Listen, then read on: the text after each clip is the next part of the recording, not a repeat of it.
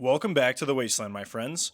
In today's video, we will be going over my Bloodied Heavy Build 2.0 in Fallout 76. This is a remake of my previous Heavy Build, and while I still think that one is great and more tanky, this one is still incredibly tanky, with much higher damage.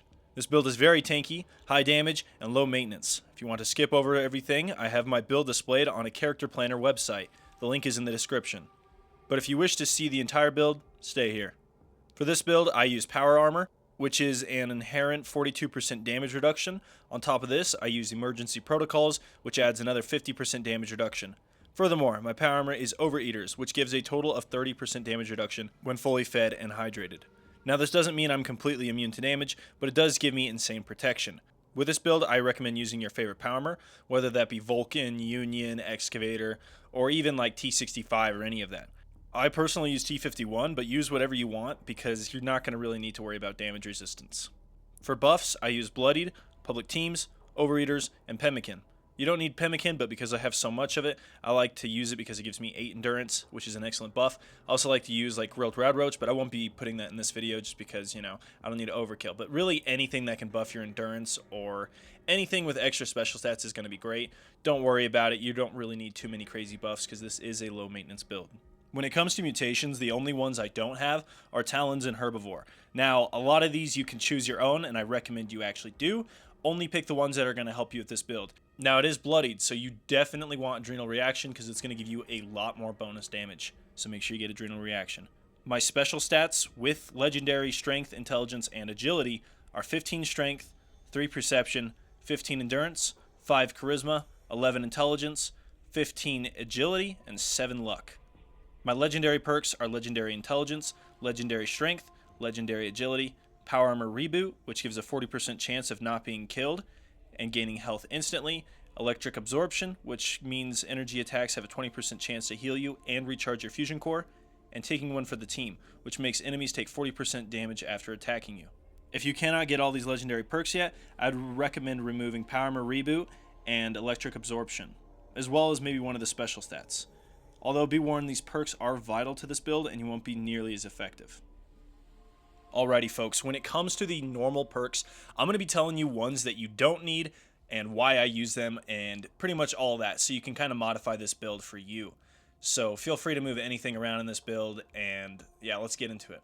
First off, I have every max rank of the gunner perks, so I can get a bonus of 60% damage. You don't have to do all that, right? But if you're going to minimize those, I recommend you just get the first rank of each of them, because total that'll give you 30%, and if you just get like 3 in just one of the, let's say Master Heavy Gunner, that's going to give you a max of 20% damage when compared to a max of 30% damage. So if you're going to cut out the Heavy Gunners perks, I recommend you only get the first rank of each one.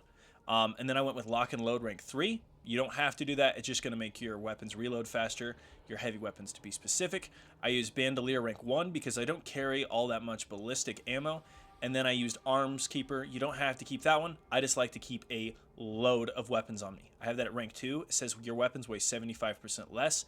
That's a lie because they weigh 90% less. If you try to add Weapons Keeper or any of that, on your Power Armor or your armor or whatever, it's not going to actually reduce the weapon weight. I figured that out the hard way, so I'm fixing that in this video. When it comes to perception, you really don't need all that much perception. If you're using explosive weapons, I recommend using Grenadier or Grenadier, whatever it is. You guys tell me in the comments, I'm not sure. And then I have Concentrated Fire. You don't need that to target limbs, but it is nice to have if you're using like a VATS weapon, every once in a while. Or you can take away Grenadier and then get all the way Concentrated Fire maxed up, or Concentrated Fire and Awareness if you are using VATS. I don't use VATS, but that's what I would do. I would get rid of Grenadier and throw on Awareness or max rank of Concentrated Fire. When it comes to endurance, I have Ironclad that's going to make your armor 30% more effective.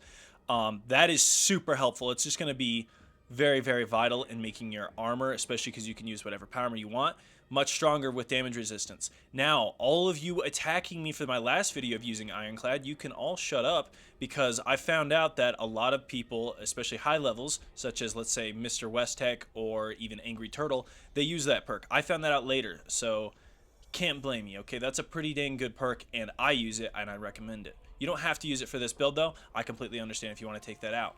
Next, I have natural resistance. That's going to be increased elemental resistances based on your endurance. That is super helpful. Elemental resistances are poison, cryo, and fire. Those are super helpful to protect against.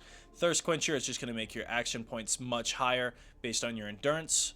And then we have Bullet Shield, gain 20% deflect chance for 6 seconds while firing a heavy gun. And then we also have Fireproof. Fireproof is pretty much a standard on every build at this point, I'm pretty sure, at least for me. Then I have Radical for extra strength, Starch Genes because I don't want to lose my mutations, Rejuvenated because I am Overeaters, as well as Life Giver. Now, if I was going to get some perks rid of in Endurance, like things that you don't absolutely necessarily need, I'd probably get rid of Ironclad, Thirst Quencher, maybe a few ranks of Bullet Shield, potentially Radical, and Rejuvenated, as well as Life Giver. So that's a lot of them to get rid of, right? But that's really if you really want to just minimize this build and take away a lot of stuff. You know, let's say you're early game and you can't afford all these special stats like I can.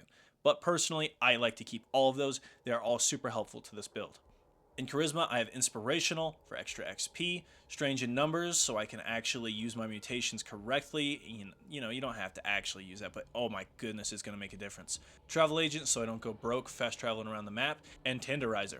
Now, Tenderizer is really only good for bosses now. It only adds a minimal attack damage, so you could get rid of it in Charisma, although for bosses, especially raids, it's going to be very, very good. Intelligence, I use Nerd Rage. If you're going to do a Bloodied build, you have to have Nerd Rage to do 20% more damage. Stabilize, because we are in Power Armor, and that's just going to be super duper useful. Then we have Demolition Expert. You don't have to have that, but because I use explosives, I'm going to be doing that for 60% more damage. You definitely want to do that if you use explosive weapons, or even weapons that have a legendary of explosive on it. Batteries included, so I can walk around with all my fusion cores. And then for agility, we have Gorilla. You do 20% range damage to close enemies. What are close enemies? Enemies that are pretty dang close. I think it's like 2 or 3 foundations, maybe even 4 foundations, like the camp foundations range. So I'm pretty sure it's around 2. You're going to want that for close enemies. And I know that's what it says, but I mean really close enemies. So if you have a flamer, that's pretty good. But if you're shooting people off from range, you're not going to need Gorilla. I like to use it because I go to raids a lot, and the EN06 Guardian, he's going to be pretty close to you, so that will work for you. Going on to Gorilla Master, 5% range damage to close enemies. Same kind of thing with Gorilla, but it also gives you onslaught stacks. So if you're using a Furious weapon, it's definitely a good thing. You don't have to just use Bloodied weapons because Furious weapons are good, and the Bloodied build adds damage to your weapons, whether they're Bloodied or not. If they're Bloodied, you're going to be doing way more damage, but you don't even have to have a Bloodied weapon. Now, Adrenaline. I love Adrenaline. It is super good. You gain 10% max of 60% damage for 30 seconds per kill. Duration refreshes with kills. That is only really good if you're going against a lot of enemies. If you're going against one enemy or only a little bit of enemies and not like 6 or more enemies, then I wouldn't be using Adrenaline. I'd use something else, and I'll actually tell you we can switch it out pretty soon. I then have Gorilla Expert. It's 1% reload speed per onslaught stack, but I really get it for the +3 max stats of onslaught, so he can be doing more damage, especially with Furious weapons, as well as Gunslinger Expert, plus 1% ranged weak spot damage per onslaught attack, max of 3 stacks. You don't have to have all these Gunslinger Gorilla perks if you don't want to. You can also get rid of Adrenaline.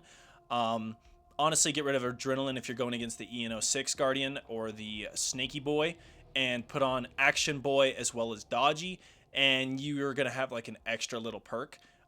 Do whatever you want with that, because, you know, that's just going to make you a little more tanky if you have Action Boy as well as Dodgy. When it comes to luck, we're going to have Bloodied Mass Rank 3. If you don't have that on your normal build, I don't know what you're doing. And then we're going to have Ricochet. That is extremely good, especially for this build, because we are in Power Armor, and we're going to be ricocheting a lot with that perk, as well as Class Freak. The negative effects of your mutations are reduced by 75%. If you don't have Class Freak and you have mutations, you're welcome. Put it on, and you're going to be doing so much better. Now for my weapons, I use Bloodied and Vampires, as well as Furious. I don't really use Furious. I have Furious on one gun, but if you want it, it's pretty dang good, especially recently. Folks, let's say you wanted to make this a VATS build. I would go to Legendary Perks, get rid of Power Armor Reboot, get rid of Grenadier, replace that with rank 3 of Concentrated Fire, add 2 to my Perception. I'd get like another legendary perk for increased special stats. I would get Perception 5 with Concentrated Fire 3, Awareness, which is going to be 2, and then I would probably add the rest to Intelligence, you know, maybe 3, and get a Fusion Core Duration if you don't want to do that, if you're not too worried about your Fusion Cores, or you want to take away from somewhere else, perhaps some of those Endurance perks maybe. I would go to Luck, and I would get like better Criticals, Critical Savvy, you know, 4-Leaf Clover, one of those perks to increase my, you know, VATS capabilities. That's if you want to mess around with VATS. I will also probably make a separate VATS build on this, but if not, that's my alternative for you all for today. Folks, that's going to be it for this video. If you have any recommendations or any of that, please put it in the comments. Do not be a jerk about it. Just tell me what I can do to improve. If you're going to be a jerk, your comment will be removed, because that happened last video and a lot of you didn't make any sense. So I'm not trying to throw a pity party here. Just please give me constructive criticism so I can make this build better for everyone. I've used it a bunch now and I really find it useful and I really love it. The weapons I use are Vampires and Bloodied. You can definitely pair this with some Furious, because Furious weapons are very, very good now. So, yeah. With all that said, folks, thank you so much for watching. I'm probably going to make a raid build. It's going to be like a variant of this build. It's going to be pretty close. As well as I want to do a melee build, as well as a VATS heavy build. The VATS heavy build is probably going to be the same thing as the raid build, because VATS seems to be the key in there. But yeah, I appreciate y'all watching.